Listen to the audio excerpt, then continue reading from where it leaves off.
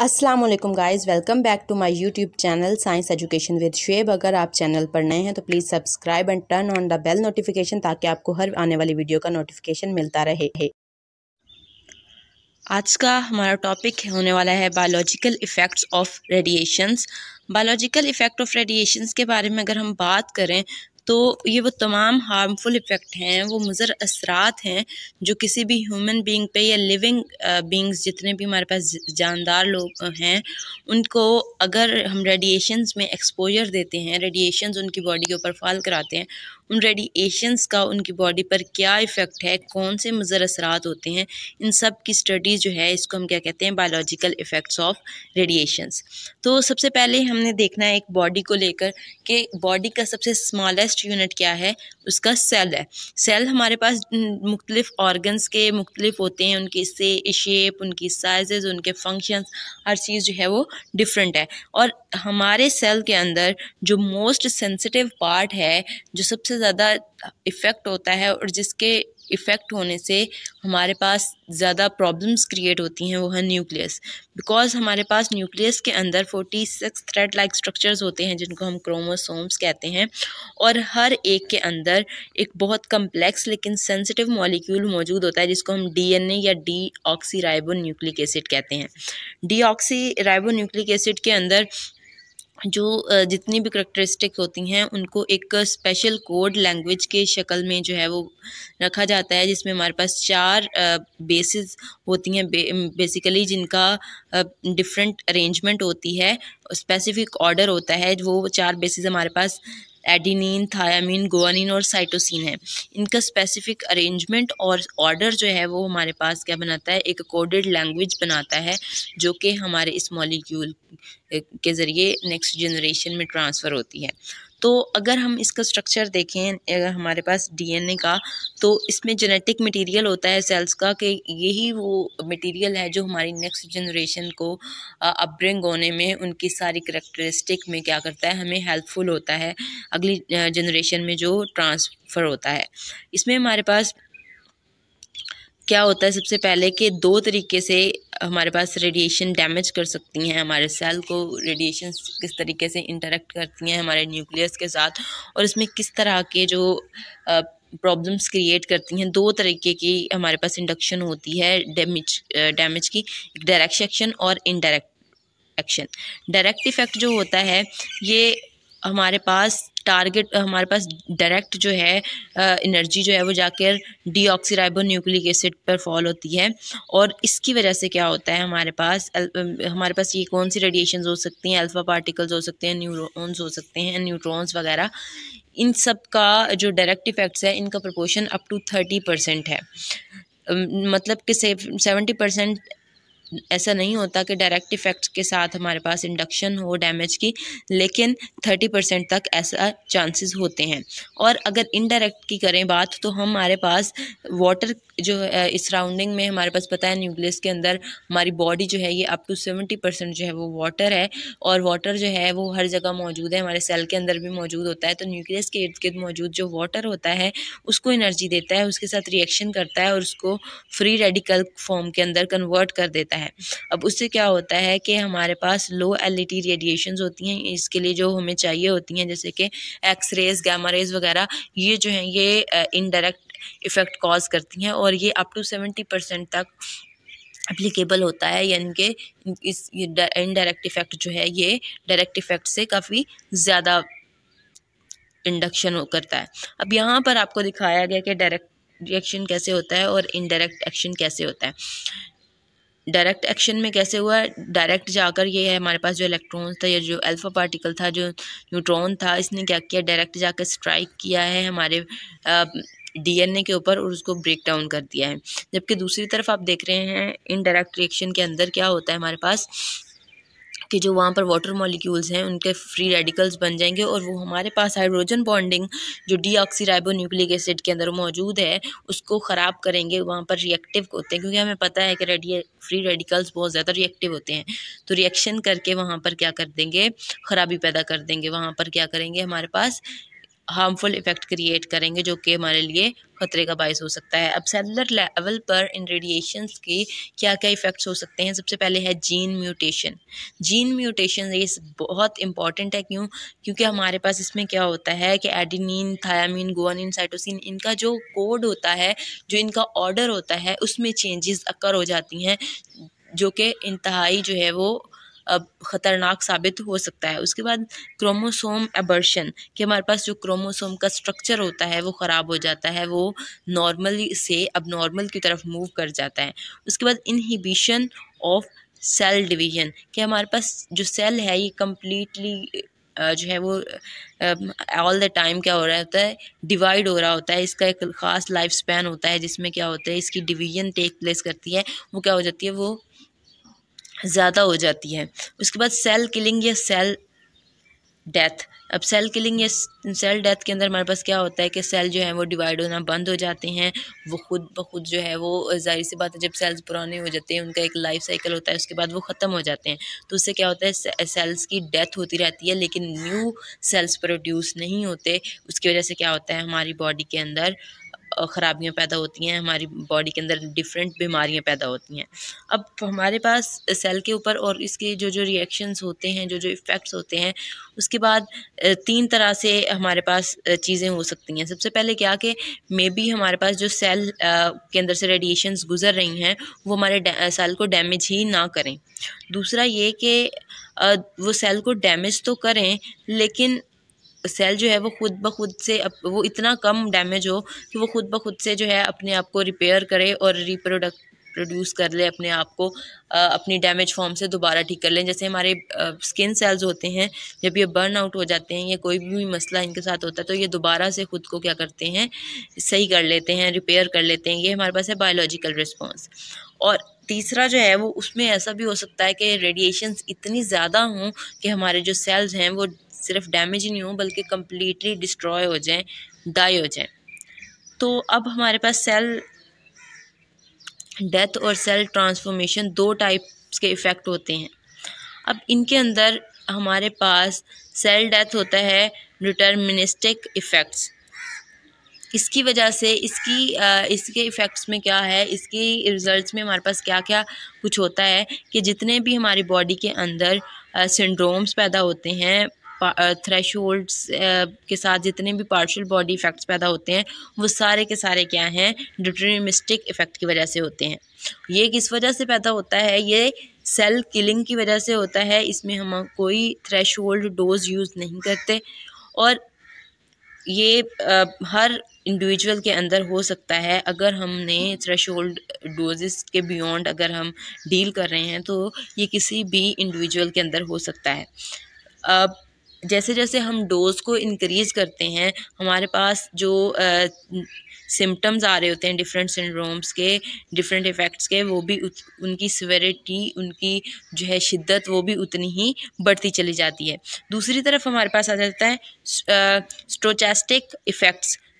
Stochastic effects के अंदर हमारे पास जेनेटिक इफ़ेक्ट्स आ जाते हैं, जैसे कि कैंसर और हेरिडिटी का मतलब होता है विरासत, यानी कि नेक्स्ट जनरेशन के अंदर जो जा रही हैं। इसमें सेल मॉडिफिकेशन की वजह से होते हैं, जो हमारे पास म्यूटेशन हो जाती हैं। इसमें हमारे पास थ्रेशोल्ड डोज जो है वो हम कर सकते हैं, वो एग्जिस्ट कर सकती है, जबकि हमारे पास दूसरे में क्या था, नहीं था। इसमें हमारे पास क्या है, प्रोबेबिलिस्टिक इन नेचर, कि ये हमारे पास क्या होता है, सब इंडिविजुअल्स के अंदर नहीं होता, ये सिर्फ कुछ इंडिविजुअल्स के अंदर होता है।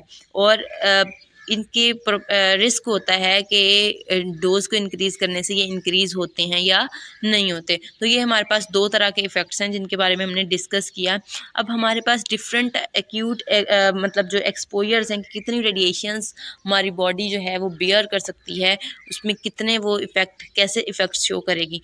तो अगर हमारे पास 0.1 ग्रे से ज़्यादा हो तो ये बायोलॉजिकल इफ़ेक्ट्स इसमें बहुत कम होते हैं, हम डिटेक्ट नहीं कर सकते हैं। लेकिन अगर 0.1 से 0.5 तक हों तो इनमें क्या हो सकता है, क्या जो हमारे क्रोमोसोम एबर्शन है, क्रोमोसोम एबनॉर्मेलिटी है, वो हो सकती है। 0.5 to 10 तक हमारे पास क्या होता है, वाइट ब्लड सेल भी रिड्यूस होना शुरू हो जाते हैं क्रोमोसोम एबर्शन के साथ साथ। उसके बाद 1 से अबव हमारे पास 1 में क्या होता है कि हमारे पास मेल्स के अंदर स्टेरिलिटी के इफ़ेक्ट्स आते हैं, यानी कि कुछ ना कुछ जो है वो टेम्परेरी होता है लेकिन ये अमल होता है। उसके बाद 1 to 2 ग्रे तक अगर हम डोज देते हैं तो उसमें क्या होता है, ये आम जो है हमारे पास सिम्टम्स होते हैं कि वोमिटिंग, डायरिया, रिकवरी प्रोबेल, मतलब ये सारी नोज़िया वगैरह ये सारी चीज़ें हमारे पास होती हैं। और 2 से 3 अगर हमारे पास हो तो इसमें क्या होता है, कैंसर की इंडक्शन के लिए ये काफ़ी होती हैं ये रेडिएशंस। ये ज़्यादातर जो हमारे पास एक्सपोज्ड इंडिविजुअल्स होते हैं उनके अंदर क्या होती है, ये सिकनेस प्रोड्यूस करती है। और इसमें कुछ 10 to 30% तक जो हमारे इंडिविजुअल्स हैं, स्मॉल इंडिविजुअल्स जो हैं, उनकी क्या होती है, डेथ भी हो सकती है। अगर हमारे पास 3 to 5 तक हो जाए तो ये बहुत ज़्यादा स्वेयर हो सकती है। और 5 to 10 में तो 100% डेथ के चांसेस बढ़ जाते हैं कि अगर हम हाई डोज इतनी ही देते रहते हैं तो हमारे पास डेथ के चांसेस बहुत ज़्यादा हो जाते हैं। तो इसके बाद हमारे पास इसमें इंफॉर्मेशन के जो सोर्सेज हैं उसमें हमारे पास किस तरह से इसकी इंफॉर्मेशन ले सकते हैं कि हम इनके कंट्रोल्ड एक्सपेरिमेंट तो नहीं कर सकते, क्योंकि ज़ाहिर सी बात है हम इंसानों के ऊपर ऐसे ख़तरनाक या किसी जानदार के ऊपर ऐसे ख़तरनाक एक्सपेरिमेंट्स नहीं कर सकते। तो हमने उन पॉपुलेशंस की तरफ देखा है जो एक्सीडेंटली या वैसे ही एक्सपोज हो गई थी रेडिएशंस को, कि उनके ऊपर क्या क्या इफ़ेक्ट्स आए थे। तो इसके अंदर हमारे पास रेडियम डायल पेंटर्स पर जो हमारे एक्सरे वर्कर्स काम करते थे, हमने उनका डाटा लिया, उनको देखा कि उनकी बॉडी के अंदर क्या क्या बायोलॉजिकल इफ़ेक्ट्स आए हैं, किस तरह की म्यूटेशंस हुई हैं और सारा कुछ। उसके बाद हिरोशिमा और नागासाकी के बारे में आपको पता है कि ये जापान के 2 सिटीज़ हैं जिनके ऊपर एटम बम गिराया गया था और वहाँ पर बहुत ज़्यादा रेडिएशंस का एक्सपोजर हुआ था। तो वहाँ पर जो लोग बच गए थे या जो लोग वहाँ बाद में भी गए थे, हिरोशिमा और नागासाकी जो सर्वाइवर्स हैं, उनको हमने देखा कि उनके अंदर क्या क्या इफ़ेक्ट्स हैं। इस तरह जो यूरेनियम माइन वर्कर्स थे उनको हमने देखा। इसी तरह डिफरेंट लोगों से हमने क्या किया, उनकी इफ़ेक्ट्स को देखा और देखा कि हमारे पास क्या रेडिएशन बायोलॉजिकल इफ़ेक्ट्स क्या क्या होते हैं रेडिएशंस के। अब अगर हमने रेडिएशन और इंजरी के दरमियान रिलेशनशिप को देखना है तो हमें देखना होगा कि रेडिएशन की एनर्जी कितनी है, कौन सा पार्ट है बॉडी का जिसको हमारी उस डोज़ ने इरिटेट किया है, हमने वो डोज़ किस रेट पर दी है, क्या परसेंटेज थी उसकी। तो हमारे पास 3 स्टेजेस होती हैं बायोलॉजिकल डैमेज प्रोसेस की, फ़िज़िकल, केमिकल और बायोलॉजिकल। तो फर्स्ट जो है हमारे पास फ़िज़िकल स्टेज है। ये हमारे पास रेडिएशन डिपॉजिट्स, इसमें रेडिएशन जो है वो एनर्जी देती हैं। और हमारे पास अगर हमारे पास एनर्जी ज़्यादा हो तो एक इलेक्ट्रॉन जो है वो एटम के अंदर से निकल जाता है, यानी कि हमारे पास आयनाइजेशन का प्रोसेस होता है और ये 10⁻⁻12 सेकेंड के अंदर हो सकता है, यानी कि ये बहुत क्विक एक्शन है। उसके बाद दूसरा हमारे पास यहाँ पे फिज़िकल स्टेज की आपको डायग्राम दिखाई गई है कि किस तरह से ये फोटोन आया है हमारे पास एनर्जी का। यहाँ से इसने क्या किया है, एटम के अंदर से एक इलेक्ट्रॉन को इजेक्ट करवा दिया है, जिसकी वजह से क्या हो गया है, चार्ज इंड्यूस हो गया है, हमारे पास क्या बन गया, एक आयन बन गया है। उसके बाद केमिकल स्टेज के अंदर हमारे पास क्या होता है, आयनाइज जो वाटर होता है, आयनाइज वाटर की वजह से क्या होते हैं, फ्री रेडिकल्स बनते हैं। फ्री रेडिकल्स हमें पता है कि केमिकली बहुत ज़्यादा रिएक्टिव होते हैं। जब वो डीएनए के साथ रिएक्ट करते हैं तो हमारे पास बहुत ज़्यादा जो है वो प्रॉब्लम्स क्रिएट होती हैं। अब डीएनए का जो डायरेक्टली रिज़ल्ट होता है उसकी आयनाइजेशन का, उसमें क्या होते हैं, बहुत सारे unwanted chemical reactions take place होते हैं। ये भी बहुत क्विक होता है, 10⁻⁻7 सेकेंड में ये टेक प्लेस करता है। जैसे कि यहाँ पर दिखाया गया है कि हमारे पास डीएनए और क्रोमोसोम्स जो हैं इनके अंदर जब डायरेक्ट म्यूटेशन होती है, डायरेक्ट चेंजेस आते हैं तो उससे हमारे पास बहुत कुछ चेंज हो जाता है, बहुत से बायोलॉजिकल इफ़ेक्ट सामने आते हैं। यहाँ पर बेटा उन्होंने यहाँ पर हमें दिखाया है कि किस तरह से हमारे पास आयनाइजेशन के बाद वो जो रेडिकल्स होते हैं वो वहाँ पर जाकर साइड पर जाकर हमारे डीएनए के साथ रिएक्ट करते हैं और क्या करते हैं, उसकी हाइड्रोजन बॉन्डिंग को ख़राब कर देते हैं। वहाँ पर क्या होती है, म्यूटेशन अकर हो जाती है, हमारा ऑर्डर चेंज हो जाता है सारे का सारा डीएनए का। उसके बाद बेटा आ जाते हैं बायोलॉजिकल स्टेज। बायोलॉजिकल चेंजेस जो हैं जब ये कब अकर होती हैं, जब हमारा सेल जो है ये रेप्लिकेट हो रहा होता है। तो हमारे पास डीएनए रेप्लिकेशन का प्रोसेस होता है ड्यूरिंग म्यूटेशन। तो जब म्यूटेशन हो रही होती है, हमारा डीएनए जो है वो रेप्लिकेट हो रहा होता है। तो अगर हमारा डीएनए पहले ही डैमेज हो चुका है तो क्या होगा कि वही जो फॉल्ट उसके अंदर क्रिएट हो चुका था वही नेक्स्ट सेल के अंदर भी जाएगा, और इसी तरह से हमारी जो है वो हर म्यूटेशन के अंदर हर जितनी भी माइटोसिस होगी, हर माइटोसिस के अंदर क्या हो जाएगा, वही डैमेज सेल नेक्स्ट जाएगा और ये नेक्स्ट जनरेशन में भी जा सकता है। इसमें हमारे पास बायोलॉजिकल स्टेज के अंदर क्या होता है कि इमीडिएट डेथ भी हो सकती है। डीएनए डैमेज में अंदर हमारे पास नेक्स्ट डिवीजन के दौरान डेथ हो सकती है सेल की, और ये भी हो सकता है कि हमारे पास नेक्स्ट डिवीजन हो ही ना।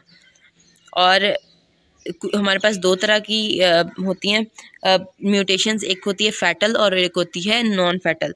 अब इनमें से किसी भी तरीके की हमारे पास म्यूटेशन अकर हो सकती है। ये भी हो सकता है कि हमारे पास बायोलॉजिकल स्टेज पर कोई ख़ास इफ़ेक्ट शो ना हो। तो यहाँ पर उन्होंने हमें बताया कि किस तरह से हमारे पास डीएनए की रेप्लिकेशन होती है कि एक हेलिकल स्प्रिंग जो होता है वो अनवाउंड होकर दो सिंगल जो है वो सिंगल स्प्रिंग लाइक स्ट्रक्चर्स में चेंज हो जाता है, और दूसरी साइड पर बिल्कुल उसी के जैसा जो है वो बनना स्टार्ट हो जाता है उसी ऑर्डर के साथ जो हमें चाहिए होता है, और इस तरह से हमारे पास एक डीएनए जो है वो दो में कन्वर्ट हो जाता है। अब बायोलॉजिकल डैमेज देखने को अगर हम कहें तो हमें एक छोटा सा टॉपिक नज़र आता है, लेकिन इसके इफ़ेक्ट्स बहुत ज़्यादा हैं। ये हमारे पास अगर हमारे पास सेल डिवाइड नहीं हो जाते तो हमारे पास रेडिएशंस की वजह से डैमेज हो जाते हैं, तो उसकी वजह से हमारी बॉडी के अंदर बहुत ज़्यादा जो है वो प्रॉब्लम्स क्रिएट हो सकते हैं। इसके अलावा अगर हमारी बॉडी के सेल्स जो हैं उनकी माइटोसिस की तादाद बढ़ जाए, वो ज़्यादा तेज़ी से उनकी डिवीजन शुरू हो जाए, तो उससे भी हमारे पास मोस्ट ससेप्टेबल रेडिएशन डैमेज अकर होता है। जैसे कि हम देखते हैं कि हमारी बॉडी के अंदर डिफरेंट ट्यूमर्स क्रिएट होते हैं, वो भी रैपिडली डिवाइडिंग ऑफ सेल की वजह से होती हैं। जब सेल बहुत तेज़ी से बढ़ना शुरू हो जाते हैं, उनकी एबनॉर्मल ग्रोथ की वजह से होती हैं। तो अब हमारे पास नेक्स्ट जो है हाइड्रोलिसिस ऑफ वाटर के वही उन्होंने दिखाया है किस तरह से हमारे पास क्या होता है वाटर के अंदर। वाटर जो है वो वाटर रेडिकल के अंदर चेंज हो जाता है, और ये रेडिकल जो है ये हमारे डीएनए के साथ रिएक्शन करके जो है हमें बहुत ज़्यादा नुकसान पहुंचाता है। अब हमारे पास सेल जो हैं वो उनकी भी कुछ टाइप्स हैं कि वो किन टाइप्स के होते हैं। तो सबसे पहले जर्मल सेल्स, जर्मिनल जो कि हमारे पास रिप्रोडक्टिव सेल्स होते हैं, जैसे कि फीमेल्स के अंदर ओवरी होती है, मेल्स के अंदर टेस्टिस होते हैं। उसके अलावा हेमाटोपोइटिक यानी कि हमारे ऐसे टिश्यूज़ जो कि सेल ब्लड की फॉर्मेशन के अंदर काम आते हैं, जैसे कि हमारा रेड बोन मैरो जो होता है, स्प्लीन होती है, लिम्फ नोड्स, थिम्पस वगैरह, ये इन सब के अंदर भी म्यूटेशंस अक्कर हो सकती हैं। ये भी रेडियो सेंसिटिव पार्ट्स हैं हमारी बॉडी के, ये टिश्यूज़ हैं। उसके बाद इंटेस्टिनियल क्रिप्ट सेल्स के हमारे पास इंटेस्टाइन के जो सरफेस सेल्स होते हैं वो भी इसके अंदर होते हैं कि वो भी बहुत ज़्यादा रेडियो सेंसिटिव पार्ट्स होते हैं। अब हमारे पास ये सारा जो था वो हमने देख लिया। अब यहाँ पर डिफरेंट उन्होंने हमें चीज़ें दिखाई हुई हैं कि किस तरह से गैस्ट्रिनो इंटेस्टिनियल सिंड्रोम होता है, कि इसमें हमारे पास क्या होती है, एपिथेलियल लाइनिंग जो होती है इंटेस्टाइन की, जो इसकी अपर लेयर होती है वो डैमेज हो जाती है, और उसकी वजह से क्या होता है हमारे पास डिफरेंट प्रॉब्लम्स क्रिएट होते हैं। यहाँ पर कैंसर हो सकता है, cancer central nervous system syndrome भी होता है कि अगर हमारे पास 5000 प्लस रेडिएशंस जो हैं हो जाएं, तो इसमें हमारे पास क्या होता है कि बहुत सीवियर किस्म का सेंट्रल नर्वस सिस्टम सिंड्रोम हो जाता है, और हमारा जो सिस्टम होता है ये शॉर्ट आउट हो जाता है, और इसमें हमारे पास क्या होती है बहुत सारे बॉडी फंक्शंस जो होते हैं उनका लॉस होता है, और कुछ ही दिनों के अंदर डेथ अकर हो सकती है। यहाँ पर बेटा उन्होंने डिफरेंट एक्यूट रेडिएशंस के साथ डिफरेंट एनिमल्स, डिफरेंट बर्ड्स को जो है वो डिफरेंट स्पीशीज़ को एक्सपोज करवाया है, उनकी डोज को चेंज करके देखा है कि उनके ऊपर क्या क्या इफ़ेक्ट्स हैं, कौन से ज़्यादा सेंसिटिव है और कौन से ज़्यादा सेंसिटिव नहीं है। अब हमारे पास ये कुछ कैंसर के रिस्क का डाटा है कि हमारे पास एटॉमिक बम सर्वाइवर्स हमारे पास हैं अगर, तो उनमें कौन कौन सी जो है कितने ऑब्जेक्ट्स टोटल हमने क्या किए थे, एक्सपोज हुए थे उसके अंदर, तो और किस में हमारे पास कैंसर्स देखने को मिले हैं और कौन जो हैं वो सही रह गए। तो ये हमारे पास एक डाटा है जो हमने डिफरेंट जगहों से इकट्ठा किया है और हमें बताता है कि क्या क्या कुछ इसमें हो रहा है। तो इसके साथ ही हमारे पास अगर 100 पीपल्स एक्सपोज थे तो 30 को फेटल कैंसर हो सकता है। इसी तरह अगर अनएक्सपोज पीपल हैं तो उनमें 20 को फेटल या 25% पीपल्स को जो है वो फेटल कैंसर हो सकता है। तो हमारे पास क्या है कि इस कंडीशन के अंदर 5% रिस्क है फेटल कैंसर होने का, यानी कि बहुत ज़्यादा हाई रिस्क है कैंसर का जो कि डेथ कॉज कर सकता है। तो हमारी बॉडी के लिए हाई डोजेस जो कि 200 रेडिएशन से ज़्यादा होती हैं वो बिल्कुल भी सूटेबल नहीं है, गुड नहीं है। इतनी जो है कि एक एक्सरे करवाते हुए एब्डोमिनल जो एक्सरे कराते हैं उसमें भी हमारे पास इतनी डोज तो हो सकती है। और जैसे जैसे हमारे पास रेडिएशंस की डोजेज़ इंक्रीज़ होती हैं वैसे वैसे कैंसर का रिस्क भी इंक्रीज़ हो जाता है।